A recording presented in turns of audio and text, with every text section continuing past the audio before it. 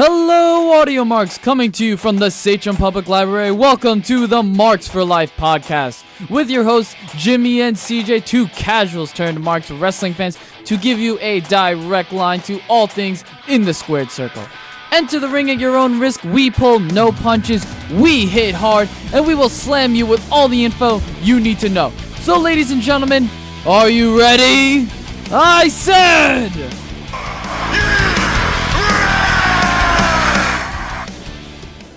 And welcome to this week's edition of Marks for Life podcast. I'm one of your hosts, CJ. And I'm Jimmy. And this week was a somewhat eventful week because mostly it came from the heels of the No Mercy pay-per-view this past Sunday, courtesy of the Raw brand, which I think delivered in most areas, but I don't know about the main areas. What do you think? It was a 3.5 out of 5 star. It wasn't terrible. It wasn't Great Balls of Fire. That's all I need to say. Great Balls of Fire was the best Raw one thus far this year, but No Mercy didn't disappoint. It wasn't I don't know, what was a terrible Raw pay-per-view this year? Extreme Rules. Yeah, Extreme Rule. That's probably the best. Fastlane. Yeah. Well. Yeah. Okay. Fastlane had Goldberg versus Kevin Owens. You make that sound like it's so bad. Just accept the fact that Goldberg was part of the WWE Universe in 2017. Accept the fact that there were a lot more good memories with Goldberg than bad, and then we can move on. Nope. Anyway, we are going to be talking about No Mercy and our thoughts on that, along with our Raw, pretty much the whole show of Raw, because it was affected by No Mercy. Excuse me for that. Yes. And a couple of quick things of news and Smackdown this week. And surprisingly enough, an NXT takeaway, which is something we haven't done in a while. Yes, we have not done NXT takeaway because NXT, they've been gaining traction, but, this week was kind of eventful solely for the fact that it is possible we might get something cool. Yes. So let's get started with the week. First off, I just want to apologize for some errors that I personally made last week. Last week, I said that Starrcade was going to be the 25th. It was going to be followed by Survivor Series. That is incorrect. That is the 19th of November, Survivor Series. And then it is then followed by Starrcade after that. Which makes sense because we did talk about NXT Houston being the 18th. We're like, why is this not before Survivor Series? So that's my fault. So that's my fault, and I apologize. And in that regard, shame. Yes. But other than that, I think we're good on any errors that we made last week. I think that was the big error. I feel like there was another one. I just can't think of it right now. I know you were saying it before the show, but I know, and I said it a couple days ago, and I just don't remember. But let's move on to the next thing, which was something that kind of happened on social media for our news topic of the week, which was the Bullock Club invaded WWE. Did you hear? I did, and I saw it, and it was really good. I am excited. So this is the story. So the BC. Was hanging outside of the show for Raw that I think was in where was it? I forget where it was. Where that Raw show was. Oh, it was in California. I'm pretty sure it was Anaheim.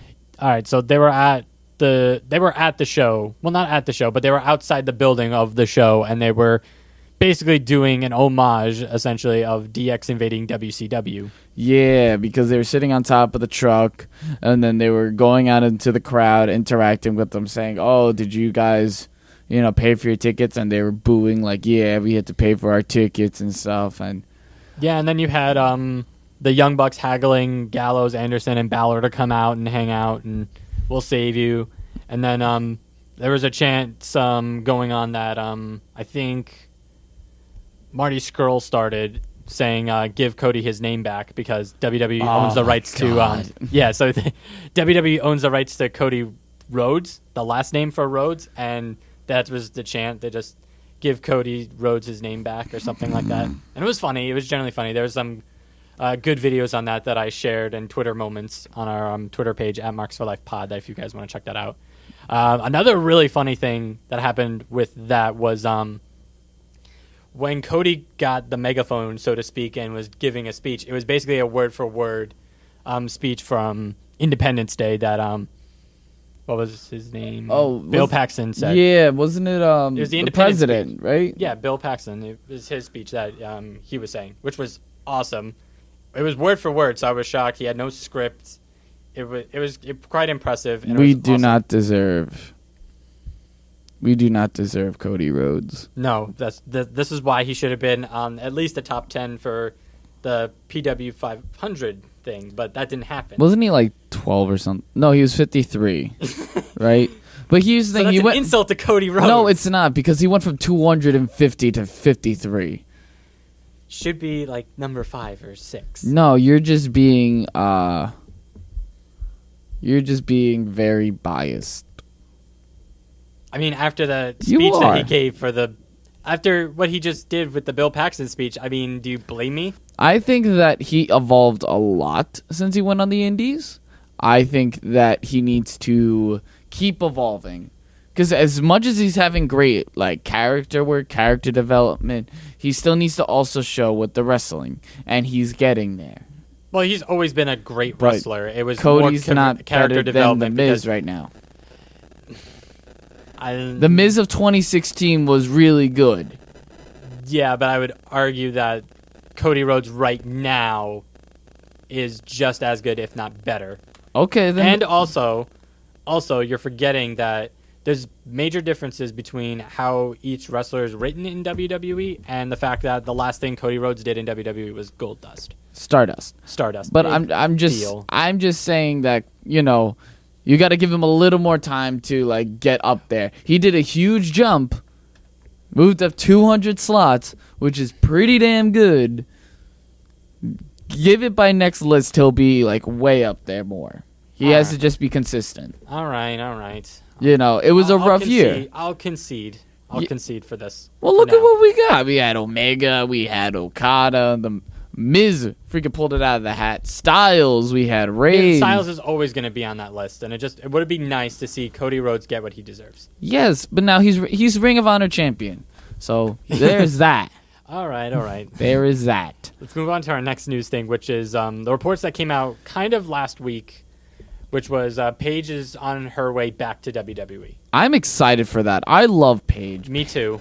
I think the report's saying that she's on her way to Smackdown. Well, yeah, but that she's working in the Performance Center now. Yes. So my theory is that she's when this Women's Royal Rumble happened, which is something I think we talked about last week. Yes. That she will definitely be a participant. I know she's definitely. There are definite plans for her to come back to SmackDown. Or not definite plans. There are plans for her to come back to SmackDown. Come to SmackDown, which I find interesting because that was the brand Alberto Del Rio was on. Yeah, that is interesting. So there is kind of a story in that where it's I'm on the same brand that you guys fired my husband for and stuff. They could easily work that into a storyline. I don't know if they would go that far. I don't think so. Especially considering, the past, police reports and allegations that were going on between that whole couple and all that madness that was going on a month ago. They just have that option.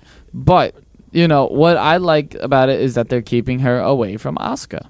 Yeah, that's a good idea, and I love it a lot. And then Paige and Asuka, youngest women's champion of all time versus the undefeated. Well, Asuka. I don't know what the plan is though. If she's coming back, let's say Royal Rumble time, officially, would that be the WrestleMania match? It would be Asuka. No, they're gonna keep her apart a little more, rebuild up Paige. I think though that she's gonna come back for Survivor Series. Asuka or Paige? Paige. Asuka's coming at TLC. Hold on, because Asuka's coming at TLC. All right. But, I think that I think Paige should come back by Survivor Series, be a mystery participant. In what though? Because they're not making any plans for it because it's still like on the way. Yeah, but 5-on-5 elimination women's match. Someone, and then they're like, oh, we have a mystery partner and stuff, and then it turns out to be Paige. And imagine that reaction. That would be pretty sweet. That'd be like the almost Goldberg-esque thing that happened last year. Yeah, but I would be excited for that. And even if they don't, they could probably throw back Nikki Bella in for a night. Maybe. They have a backup. No, I think because Nikki Bella's doing Dancing with the Stars. A night. I mean, I don't think they would risk doing a wrestling thing if she's under contract by ABC to do dancing. True. Because I think they did the same thing with Jericho, and Jericho didn't wrestle for a while. And because of Dancing with the Stars, he got injured, which is why he was shelved for even longer when he did it. Wow. You didn't hear that? Really? Not really. All I know is Jericho came back and feuded with Dango because Dango wasn't on Dancing with the Stars, but Chris Jericho was. And that Jericho didn't win, which made me upset. Yes, it made me upset too. I think Paige should come back, though, for Survivor Series, and then it could even build up her momentum for Royal Rumble. Yes, but then who do we want to win, though? Who would I want to win? Because you said, I think, last week, Becky, I believe. I don't remember. I think Becky to beat... the Royal Rumble winner. No. I said that... Because it can't be Carmella, because by the time the Royal Rumble happens, she would probably be the women's champion. I thought I said Asuka to win the Royal Rumble. That's a possibility. I wanted Asuka, and I wanted Becky to beat... I wanted Asuka to be beaten by Becky. I wanted Becky to hand her the first loss, because Becky deserves something. But, we also have Paige, which would make a very great match against Asuka. There's a couple of routes, but I feel like Asuka should win. And then it should be Nia versus Asuka at Mania. Yeah. All right. Okay. I can go along with that. That's what I would like, but what do I know? I mean, you're just a mark. I mean, what mark doesn't know anything? I mean, come on. True. It's in the name. True. Let's move on to our first review for SmackDown, which is the Hype Bros breakup. Or like the road that it's going to lead to a breakup, I guess. Are they even breaking up? Because I don't think they're breaking up. I think they're laying more seeds because the week prior they kind of had a small thing. I think Zack Ryder is kind of going to be made into the heel into this thing. Maybe. I don't know. I think it's strange that they're doing it to begin with because I think you said before that they don't really have any face tag teams, really. They have Breezango and New Day. That's it. And Hype Bros. Hype Bros, but they're kind of... And then you have Usos, The Ascension, and whoever attacked Breezango. Which, hold on. Breezango's coming back next week, folks. Fashion Files. Let's get a finale. And don't forget about Gable and Benjamin. Oh, yeah. So that's 4 face tag teams. That's 4. Versus 2, maybe 3, because of the heel team that attacked Breezango. 3 heel teams. Would you want to see the Hype Bros turn heel? Yes. Yes, I'd rather that. I don't want them to break up. Because what is Mojo going to do? Who's he going to challenge? Who's he going to fight? I mean, he was the Andre the Giant Memorial Battle Royal winner. And Zack Ryder was Intercontinental Champion and United States Champion and Tag Team Champion, but no one talks about that. No, and the longest reigning Internet Champion of all time. Yeah. Our Long Island boy is the longest reigning Internet Champion. Since 2010. Yeah. Yeah. 7 years. Hold on. If it's 7 years, that means by this time next year, he would have tied Bruno Sammartino for longest championship reign ever. Woo, woo, woo, you know it. But I think that they should turn heel. I feel like that'd be so much better for their characters and character development than having them fight each other. Would they still be hype? Judging by that look that you're giving me, you're actually considering whether or not it is. Here's the thing. You can easily turn that on the crowd and just point to the audience. He ain't hype. he ain't. I don't know. It's something stupid, but you could probably do it because Mojo's is just that annoying. You have a disgruntled veteran and an annoying newcomer. It's just awesome. Yeah, I do see there is a lot of potential with what you just said. Like, little kid, he ain't hype. You know it. Tiny girl, she ain't hype. You know it. Old man, he ain't hype. You know it. JBL, he's hype. Boo. You know what I mean? There is so much you could do with a heel hype bros. I like what you're presenting right now, and hopefully that's actually what they're doing instead of a breakup. I don't think they can afford a breakup. And I always like more heel teams to face teams because it just gives that many more options. I like that a lot. I don't like heel to face. I face to heel. I don't like more face teams than heel teams. Yeah, I got you. I don't like that. You know, the only reason why I wouldn't want hype bros to turn heel would be if Authors of Pain debut on the Smackdown brand. Which they're not. I think they're going to go to Raw. I think that they could go to Raw, but I feel like they could also go to SmackDown and then give new foils. And then you have... actually, what I would like is that the Authors of Pain are the ones that attacked Breezango. And then you have, them feud, Breezango and Authors of Pain. You have the Usos verse off against, Luke Harper and Eric Rowan. But their faces. Because that would be so cool. We need a monster face team. And then we have, New Day versus heel hype bros. That's what I would like to see. And then the Ascension goes back to, the Ascension just send them back to NXT. Yeah. The only restart them. Just go back to NXT. Only breakup I want to see is Shelton Benjamin versus Chad Gable. Only one I want to see. All right. I generally agree with that. I mean, it's hard to really go for a breakup because this has been a year of breakups. Kevin Owens, KO, Jericho, DIY, which one was really good breakup, by the way. Enzo and Big Cass. Golden Truth. Vaudevillains. Well, was that really a breakup, or was one it the got fact fired? That one got fired, and then they had to repackage the other one into an amazing character that I absolutely love on SmackDown. Essentially a breakup. Alrighty. Essentially a breakup. But Wyatt family broke up for the 5th time in a row, basically. It's probably more like 3, to be honest. I think no. This is actually the first breakup.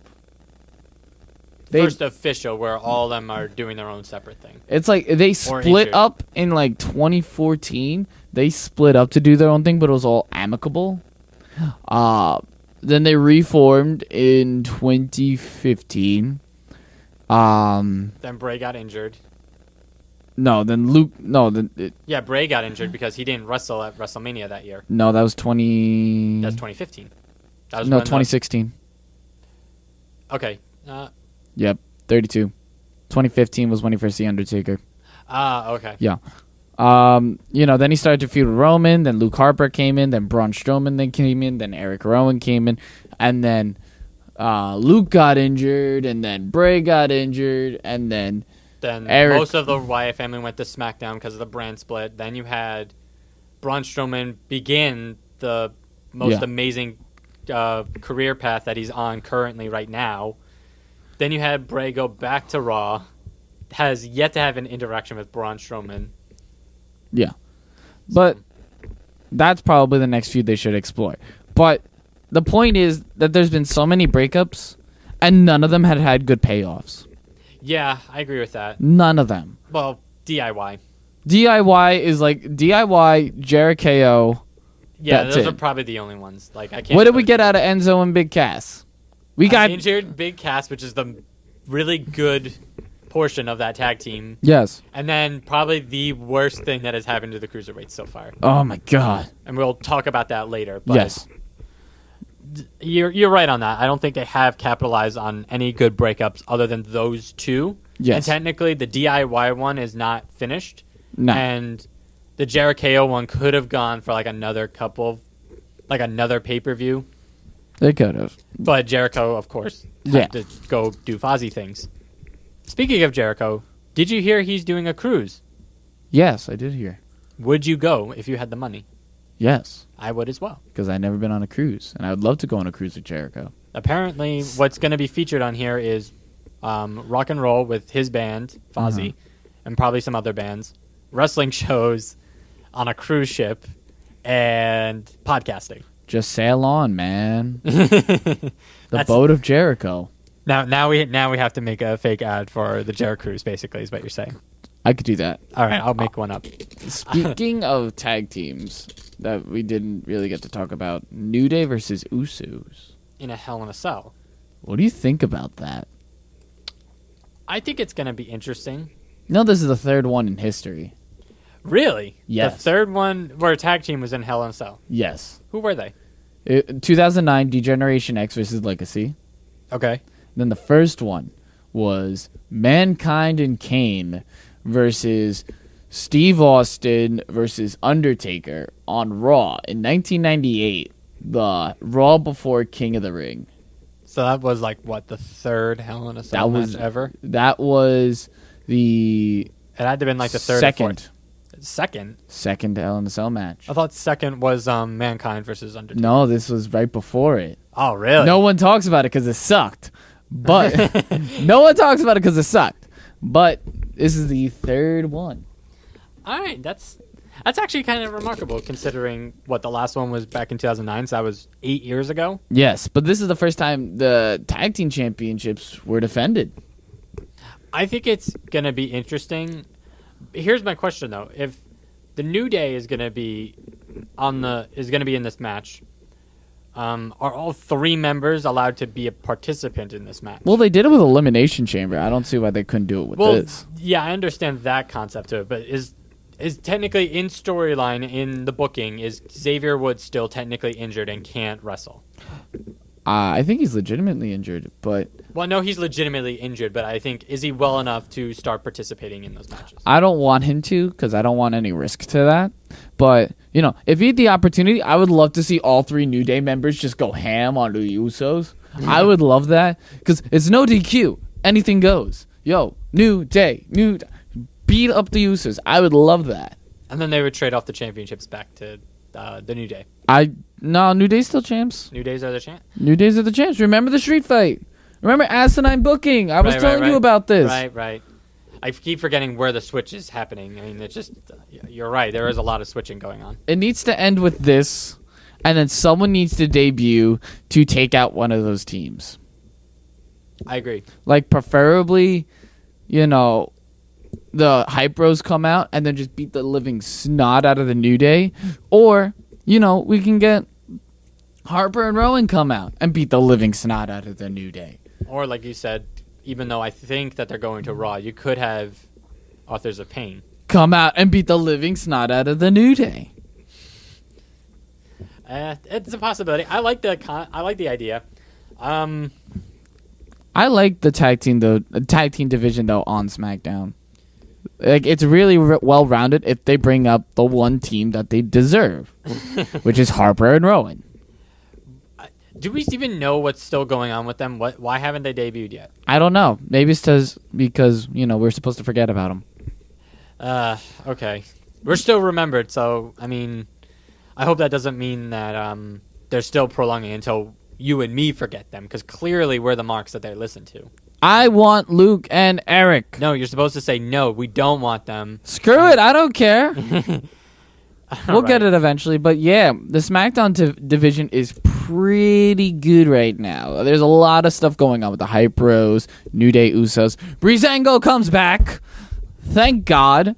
But let's look on to success after tag teams. We have, after the pairing of Rusev and Jinder. Wait, hold on.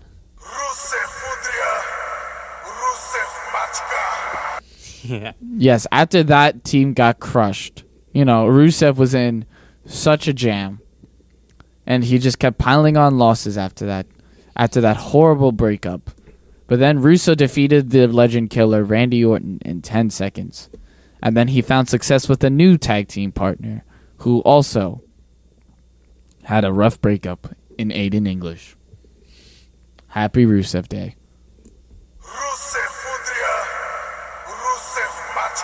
I'm going to let you take on this segment because I know how much you've been dying to talk about this. I love Rusev Day. Count it, mark it on your calendars for the rest of your life, ladies and gentlemen. September 26th, every year from now on, is Rusev Day. Happy Rusev Day, everyone. It was amazing. Jesus Christ. One of my favorite segments. I love Rusev. I know. He is so good. I know. Why does WWE treat him so badly? Why? Yes. Why? He has done everything for them. He was a fantastic United States champion. He jobbed out to John Cena. He has thusly jobbed out to everyone since then and has not gained any significant wins since that awful, awful time. Uh-huh. They tormented his wife, who, I mean, it's kind of 50-50 if she deserved it or not. He had a horrible storyline with Dolph Ziggler. The worst one in, 2015? 2015. It was awful. Why do they treat him bad? Why do they treat my Ruru terribly? Don't say Ruru. No, he is my Ruru. Don't say the Ruru. He's mine. Please don't say that. It makes you sound stupid. He is mine. Folks, why do they treat him badly? Folks, just letting you know, I'm on my phone right now because he really needs this rant. He really does. You really need this rant. Yes, I do. I had to give up something that was really precious to me. Yes. And watching Rusev keep getting beat after beat after beat, and finally something good happens, and finally getting something that was entertaining and fun to watch was amazing. Okay, I'm good. Are you sure? There it is. Okay. Okay, now I'm good. You good? Yeah. All right. Just making sure. You know, you seemed a little heated. I mean, there was a lot of things that happened this week that on a personal note that I did not like. But regardless of that, this whole Rusev thing was fantastic, and I loved every second of it. Mm-hmm. Pairing him with Aiden English is actually pretty good. Yes, because Aiden English is his singer. To sing the Bulgarian national anthem, right? Wasn't that it or something stupid? Yes, and as the what was it? One of the mayors from one of the cities in Bulgaria handed him the key to this city. It was perfect. This is the reason why people love Rusev. He's so entertaining. I thought they loved him because of Lana. I mean, do you see where Lana's doing right now? I mean, they still love Rusev without Lana. So Lana's still hot. That doesn't matter. Yes, it does. It always matters. I liked Lana better when she had like that bun and she looked like, I don't know, like a tyrannical dictator. Now she just looks... You like strong women though. Yes, I do, but like now she's not strong though. Like right now it's dumb the way that they're making her. She has a nice butt. I'm not even gonna... What? Smash and dash. Okay. Smash and dash before Rusev come and put me through hell like Enzo. Anyway, but like he's being a great heel right now, and I kind of like the pairing of Rusev and Randy better than Randy and Jinder. Not gonna lie, Rusev should have been champion instead of Jinder all this time. Yeah, that should have been the thing. But Rusev was injured. But I mean, this just shows like the whole reason why they gave it to Jinder the championship was because of them trying to get into the Indian market. Like it's so obvious at this point. But imagine, Rusev beating Randy Orton by countout and getting this celebration like, I beat Randy! Praise me, Bulgaria! Stop it with this. We got criticized for this. Yes, but that was deserved though. Anyway. But Rusev as world champion makes me very excited if he just does stunts like this. Because Jinder's very bland and boring, and Rusev's just so over the top. Okay, so I think if we're going to do a comparison between Rusev and Jinder, I don't think Jinder's bland. I think Jinder is literally being told what to do, and what he's being told to do is being bland things. I don't think himself is doing this willingly. I think he's giving his all, which is admirable to look at. But it's not much. His all's not much. No, it's not much. But I want Rusev for champion. I mean, yes, I want Rusev to be champion. But I mean, I don't know. hopefully this leads to Rusev actually getting somewhere. A face turn and versus Jinder Mahal at WrestleMania. Book it. No, because I would still want him to be heel regardless. I don't know. I just want Rusev more. I want more Rusev. Is really where it boils down to. Rusev kept getting injured after injury, and having him back in my life just made me happy. So.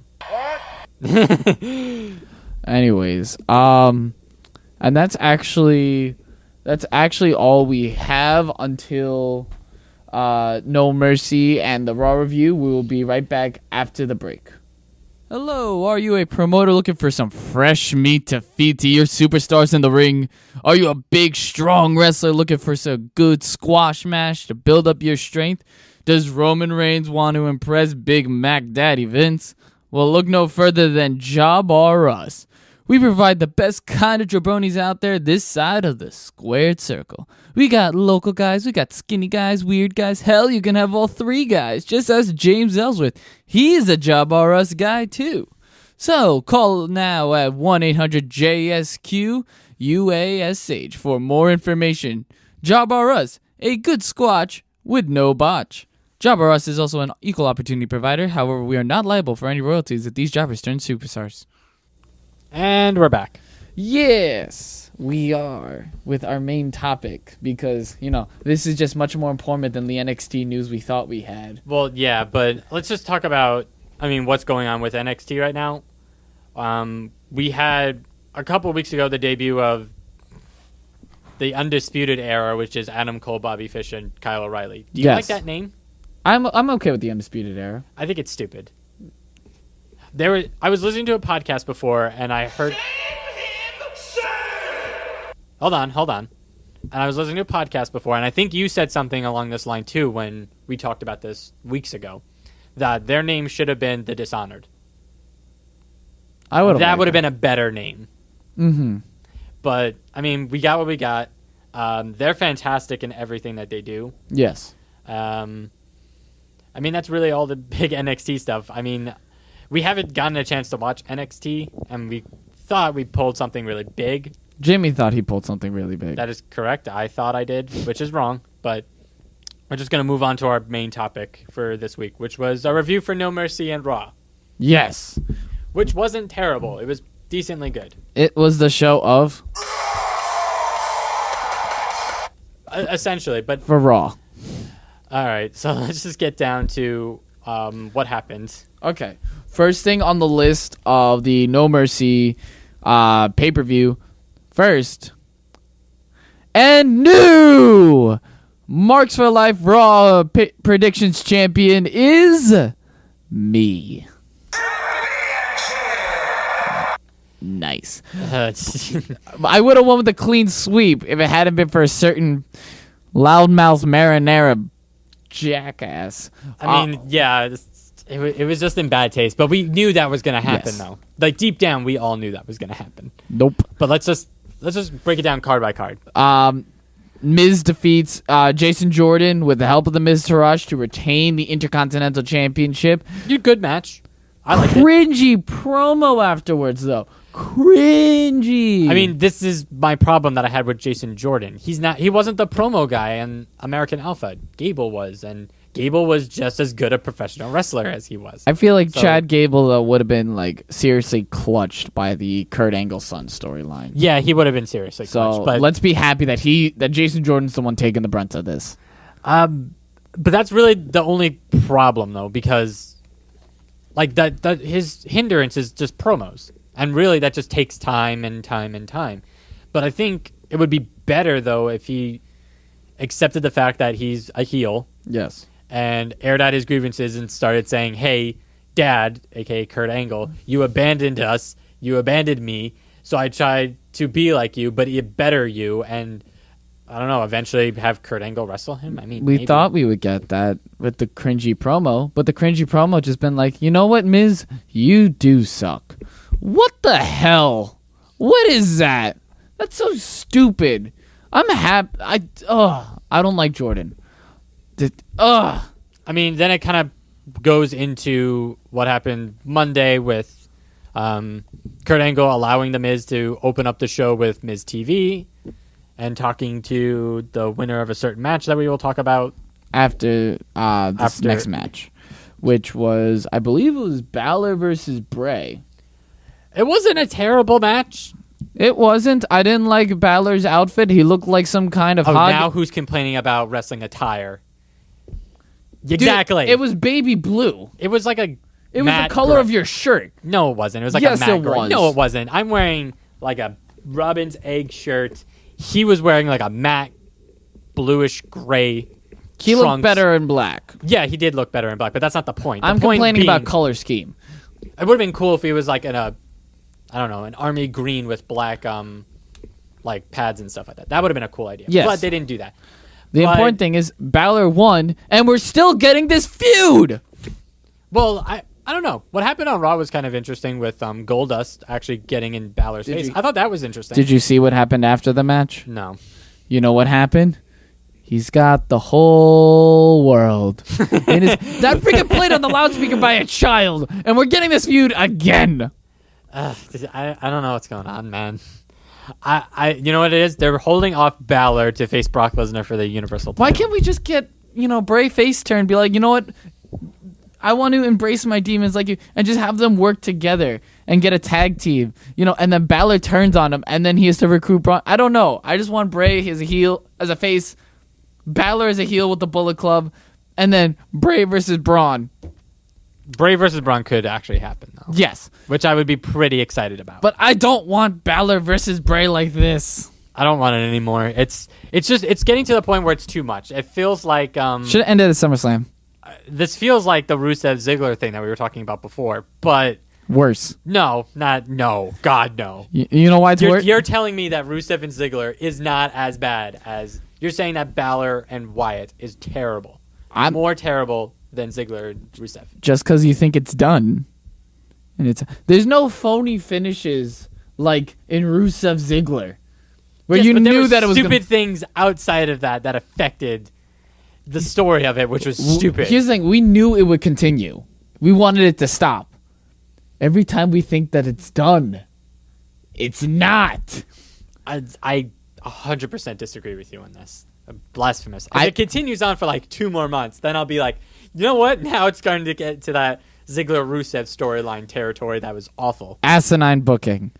We need a thing where it's just me saying asinine booking as like a prompt, and I just press it when I get angry. We'll have that for next week. It's just a me angry button. You should put that on a t-shirt and see if it sells. I probably will. Next up on the list is... Oh my god. It was the Raw Tag Team Championship. Match of the night. Oh, so good. Cesaro and Sheamus, granted they did not win against Seth Rollins and Dean Ambrose, but Jesus Christ, what a match. Oh my lord. Okay, so almost right out of the gate of this match, Cesaro over jumps on a turnbuckle bump. Yes. And hits his teeth into one of the posts, and his teeth actually go into his gums. Oh my god, his skin and bleeding, and it looked gruesome and painful, and he went through the entire match. Yes. Say what you will about the man not being a champion, but if he's not the toughest person in WWE, I don't know who is. Cesaro is... He's literally championship material. I don't know what Vince does not see in him. He's boring. He's boring. I think Vince should see the amount of blood that was pouring through his mouth. It was pretty much the same amount that came out of his Vince's skull when he got move of the night KO. though. Yeah, white definitely noise into freaking top rope powerbomb. Rollins onto Ambrose, and we're just like, what? And then they kicked out of it. I was surprised, like, what the hell? I thought the match was done there. I was like, oh, okay. I basically lost this thing right then. But they kept me around. Thank you, Ambrose and Rollins. Yes. I don't know where Cesaro and Sheamus are going after this. Bless you. Bless you.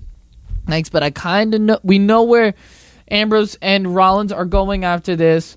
But we will get into that later on in the show. Let's move on to the next match, which I believe was the women's ones, right? Fatal 5-Way. I enjoyed this match. I loved it. Alexa Bliss retained. Ha! I mean, my first correct prediction against Jimmy in my quest to regain my championship titles. Titles. They didn't explore Bayley Bliss as much. Which was good, because I didn't want that. I'd rather have been Bayley and Sasha exploring more, which is what they did. Oh, that's what I meant. I'm sorry. Bayley and There's 3 Bs in that match. Yeah, there are 3 Bs in that match. Yes, Bayley Banks. They didn't explore that much. Yes. They didn't explore that much, though. I'm kind of surprised. I mean, yeah, they kind of didn't, but they did at the same time, and they could have done it better for story purpose, and they didn't. And I don't know. I kind of got frustrated about that. You were wrong, though. Yeah, I know. I was wrong, but I wasn't wrong by much. On two things. One, Nia didn't win, but she was dominant. She was dominant, and it was awesome. And Emma did not take the pin. No, I thought that would have been such a great moment. I think I was the one that wanted, like Banks or Bayley to take the pin after they were announced. At least I thought that's what, because I wanted one of them to do a distraction, and then Bliss takes advantage and then gets the thing. I didn't want Emma to get pinned because that would have just sucked. Emma doesn't need that. No, Emma doesn't need that. But what do you think of Bliss though getting the pin on Bayley? I think that should be a sign to everyone's thinking. I think Bayley's done for challenging the champion for the remaining year. That's good. That's what I'm brought out of it, but I have no idea. I mean, they could change that on the dime, and personally, I don't want that. Bayley needs to feud with Sasha immediately. Yes, but I think that it should be a slow burn. I feel like they should. I don't know. I feel like that this should be. I don't know. I don't know how. Not gonna lie, I wanted to keep going till WrestleMania next year, because if they do the 4 horsewomen match, MMA versus NXT, I want Banks to cost them the team by having her turn on Bayley during the match. Yeah, I like that idea. You like that idea a lot. I see it. Yes, I do. I want a slow burn. Yeah, I think it actually should start when Asuka makes her debut at TLC, and then kind of see little hints of it at Survivor Series, and then you kind of get a reverse feeling of it at the next pay-per-view, which is what? What's the one in December that's going to be? I don't know. You're supposed to be the stat guy. Dude, I'm the color commentator. I don't have stats. I have eyes that look at butts, and I have, passionate voiceovers. Shut up. Hold on. I'll look at it now. Calm yourself. But then, they should switch, it seems like Sasha's going to turn, but then it's Bayley who's going to turn. I don't want Bayley to turn. No. But that's what they're making it feel like. But we don't get, the full heel turn until Mania when Sasha They never announced it. They never announced what the December. No, wasn't it Clash of Champions? No, that was earlier this year. Aren't they bringing back Clash of Champions? They did. It was a Raw brand. No, that was last year. That was this year. Was that this year? Yes. No, it wasn't. Yes, it was. When? Clash of Champions was last year with Kevin Owens versus Seth Rollins. There was no Clash of Champions this year. There was none. No. You had Backlash. Great Balls of Fire. TLFNC. All I know is that the Raw brand is going to have it because it's in Boston, Massachusetts. Okay. So it's going to be Sasha Banks. I thought it was Clash of Champions. I mean, we'll have the full stat of it probably next week, but let's not try to... I'm still trying to find, a news article, because there has not been... Found it. Clash of Champions, punk. Take that. All right. Look at this. Just made the list. Yes, I did. Clash of Champions. Thank you, Wikipedia. When Wikipedia is the only reliable source. So, yeah. Wait, it's a Smackdown brand though? No, it's to be announced. No, it's not. Yes, it is. No, according to this color scheme, it's not. Oh, that says TD Garden. Huh. TDB is the main event. Oh. Why is it not Raw? That's so stupid. So it looks like the next one's going to be Royal Rumble then after Survivor Series. All right, hold on. So SmackDown gets both Starrcade and Clash of Champions. Basically, yeah, because they have to have the WCW names. I mean, they're clearly the wrestling show, so obviously. Yeah. But let's move on to the next match, which I believe was Cena versus Reigns. Which was a decent match. It was okay. I didn't like how it only took one spear to beat John Cena. Yeah, I thought that was 4. It took like 7 AAs from different angles. No, because there was a super AA from the top rope. A regular AA. Then there's the double AA, and then there was another AA somewhere. No, the double AA is 2. No, I know that. It was 4. Counting as fine, 4. No, it was 4 because I counted. This is because it was 1 AA, and you knew he would kick out. Then it was the super AA. You're like, he's probably gonna kick out. Then it was like the AA into the rolling AA, and then he kicked out. And we're like, what the hell is this? And then Reigns comes up, punches him, spears, and like, oh, he's gonna kick out, and he don't. And we're like, why? I mean, that was basically the Goldberg formula. That's what they gave Roman Reigns. Just one signature, then the finisher, done. I mean, I don't know why they did it this way. This was a letdown. Was it a letdown of a match or just a letdown in storytelling? Because to me, it was a letdown in storytelling. Yo, John Cena's winking at the camera. This is just a letdown. It was everything. It was just stupid. And then he did the arm raise at the end to try to get Roman Reigns over, and the crowd wasn't having it. We weren't having it when we were watching it. Yeah, it was stupid. You were also mad because you had to give me the belt at that time. Yeah, at that time I did. Yeah. Yes, but that did lead into an interesting segment between. So what happened was the Miz was calling out Roman. He was on Miz TV with Roman Reigns. Yes, that was the winner of the match by those who didn't know already. Yeah, and then Roman and Miz had a match. Miz took advantage, and I'm pretty sure, did Miz win or was that Reigns? I don't even know who won. It was Miz because he towered. Yeah, because he towered over Reigns over the match. That was because that was a beatdown. No. He won the match, then beat him up once, walked away, then came back, and then beat him again, and then did the Shield thing, which will then give fans, that means the Shield is going to be coming back soon. TLC, we're thinking it's going to be, which would be pretty poetic. Yes.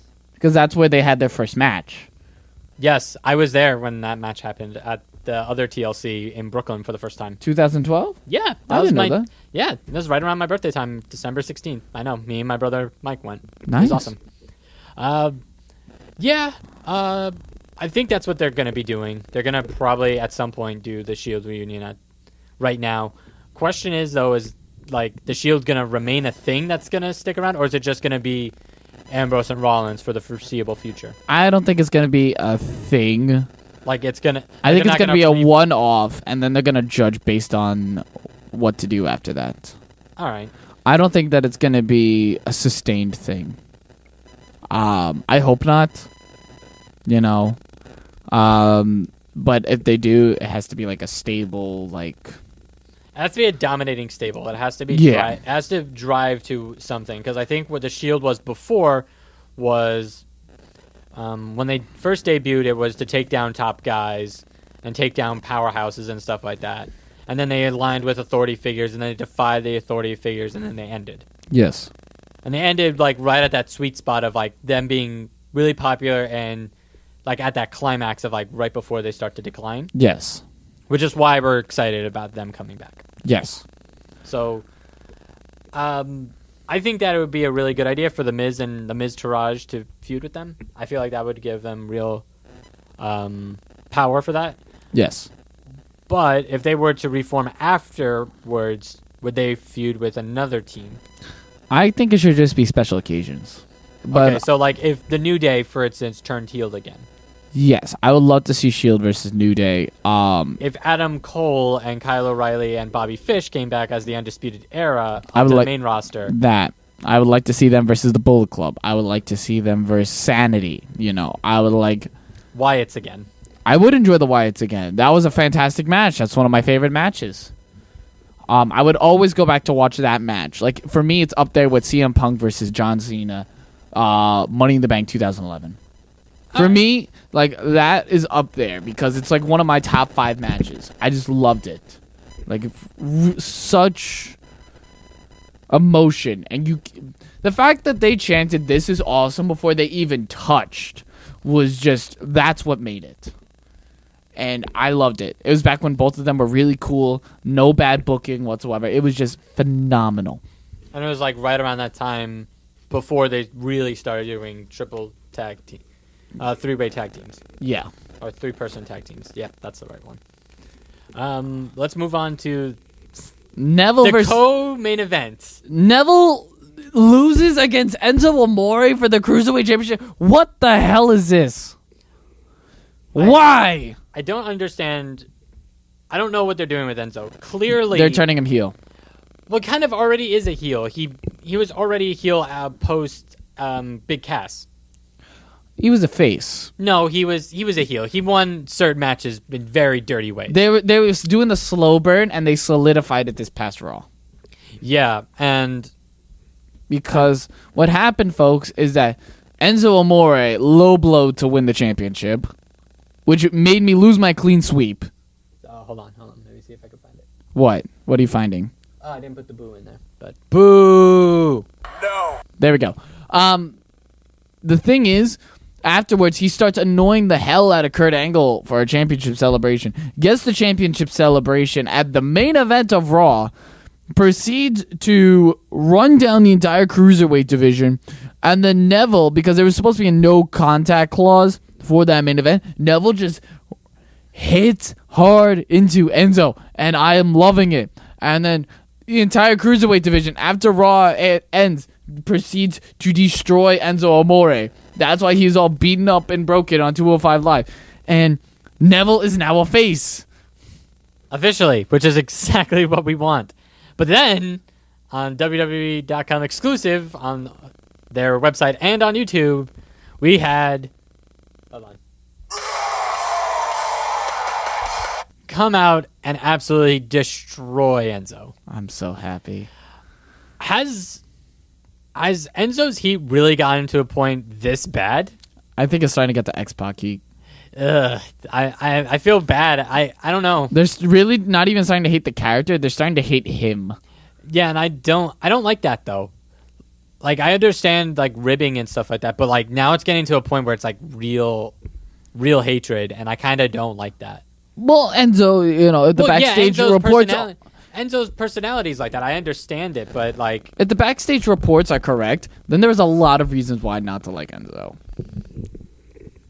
I mean, I think it's just, I don't know.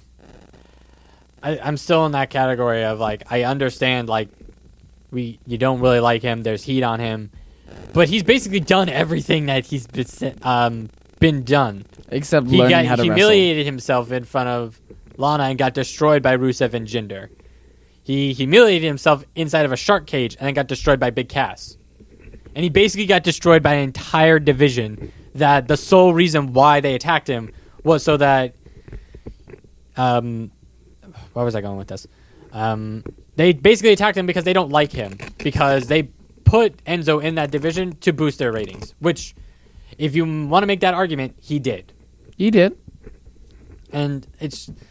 I mean, when is this going to stop? Like, I'm getting to a point where, like, yeah, it's funny, but, like, I'm starting to feel bad for Enzo. And once you start feeling bad for someone, it's usually not a good indication of, like, I don't feel bad for him. I mean, he's still making a lot of money. How much money is he honestly going to be making? If he's going to be made into a heel, everybody hates him. It's being shown. You just had the biggest babyface, essentially, come out there and destroy him. I mean, how much of his merch sales are going to dip because of this? I don't know. Kids seem to like his hair. Hell if I care. All right, let's go on to a better topic, I guess you could say. With Brock Lesnar defeating Braun Strowman to retain the Universal Championship in a lackluster match. It wasn't terrible. It wasn't good. I mean, I think they did some interesting spots where instead of trying to muscle up to Braun, which is what he normally does to his opponents, he went for an MMA style for it, and that's like a way to take down the monster among men, essentially. It took one F5. One. Yeah, but my main problem that I had with it, well, I guess it was a main problem. I mean, it's hard to... But one of the things I didn't like about it is that he didn't throw the chair, which has become a staple for Braun Strowman matches. And I think it just would have been nice if they threw it. Brock ducks because I understand, Brock Lesnar doesn't need to get hit by a chair. That's fine. If he ducks it and it hits Paul Heyman, that'd be hilarious. On the plus side, this loss made Braun Strowman go into a huge rampage on Raw. Destroying Long Island's own Kurt Hawkins. Kurt Hawkins saw Braun Strowman come out, and he's just like, nope. Runs. Braun catches him, and then power slams him through the LED board right underneath the Titantron. Through the LED board. A la Shane McMahon getting tossed by Kurt Angle, except not glass and not life-threatening. But painful. Slightly painful. I wouldn't... Like, if you're going to compare the two, I would rather do what Kurt Hawkins went through than Shane McMahon. But regardless of that, still amazing to watch. Yes, and then he destroys Dean Ambrose. In a very good match. Now we're going to get another match with him versus Seth Rollins next week. I hope he destroys Seth Rollins. Me too. You know, there's one thing I want to see Braun do. What? I want to see him win the tag team championships. By himself. And like have him just come out with random jobbers. Yo, is that what they're planning to do right now? I don't know, but I'm hoping that that's not the case because I would like that, but I don't want that right away. But I would like Braun coming out with like separate tag team partners, destroying them after the match. Well, like at first they start off as jobbers, then you get into now Sheamus doesn't have Cesaro because Cesaro had to take time off to heal his face up essentially from his teeth injury. Then completely turns on Sheamus. Then Sheamus tries to beat him down and can't. And then Sheamus gets utterly destroyed by the Monster Among Men. I would watch that. I would watch that a million times over. Because that is just entertaining after entertaining after entertaining. You know what I would like to see? I would like to see Bray come out from behind the scenes controlling Braun Strowman this entire time. I want that happening like as soon as Braun Strowman wins the title, though. Yeah. Like the following Monday of like a pay-per-view, like when he wins, Braun Strowman's like, yeah, I'm the new Universal Champion, but I didn't do it for me. And then you had and then Bray Wyatt comes out and be like, wow, okay, this is like Ministry of Darkness, but actually done correctly. Yes. But yeah, that's basically No Mercy. And Raw. Oh, you know what we didn't talk about? What happened with Alexa Bliss? Yeah. That was interesting. Yo, Mickie James laid it onto her. Damn, Mickie James came out after Bliss like, I beat everybody. And Mickie James was like, nope. Damn, I love Mickie James. She's hot. She is. Like how you're subjectifying all these women wrestlers. No, they're fantastic wrestlers, but damn, they still look good. Okay. They do. With that being said, that is the show. And that's the bottom line, because Stone Cold said so.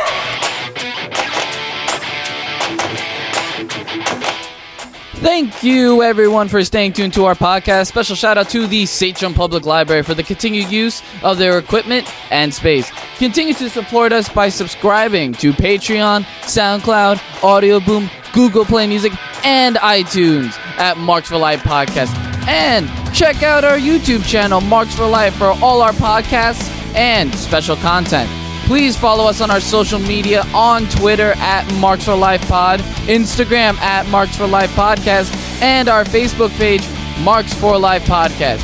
And also email us at marksforlifepodcast@gmail.com for any questions you want to ask us. Until next time, Audio Marks.